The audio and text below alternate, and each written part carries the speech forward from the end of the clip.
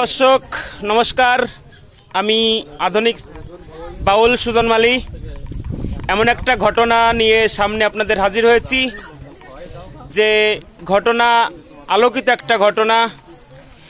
আমার এক বড় ভাইয়ের চোখ নষ্ট হয়ে গেছে, সেই ক্ষেত্রে মা কালীর কাছে সে স্মরণ করছিল।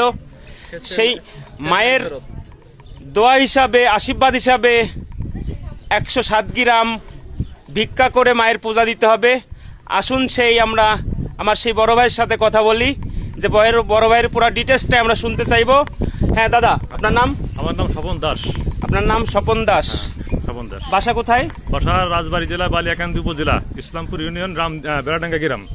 তা আপনার পুরা যে মায়ের পূজা দিচ্ছেন, আপনার আগ্রহী কোথা থেকে শুরু হয়েছে? সম্পূর্ণটাই হয়েছে, আমি চোখ সমস্যা হওয়ার পর আমি চেন্নাই চিকিৎসা নিচ্ছি, ঠিক আছে।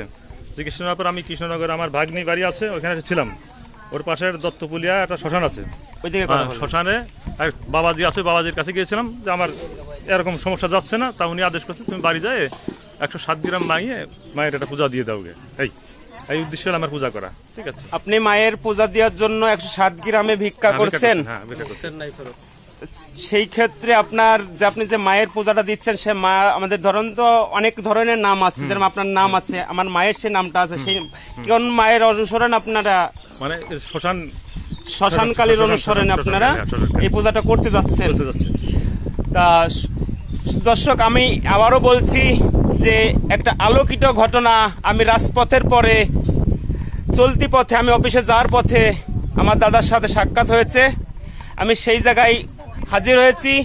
আধুনিক বাউল সুজন মালী, সোনার বাংলা মোবাইল টিভি এবং আমার এই বড় ভাইয়ের জন্য আপনারা সবাই যে যেখান থেকে দেখছেন, দেশ বিদেশ থেকে দেখছেন, লাইক, শেয়ার, কমেন্ট করে আমার বড় ভাইয়ের মনের আশা পূর্ণ করবেন এবং দোয়া এবং আশীর্বাদ করবেন।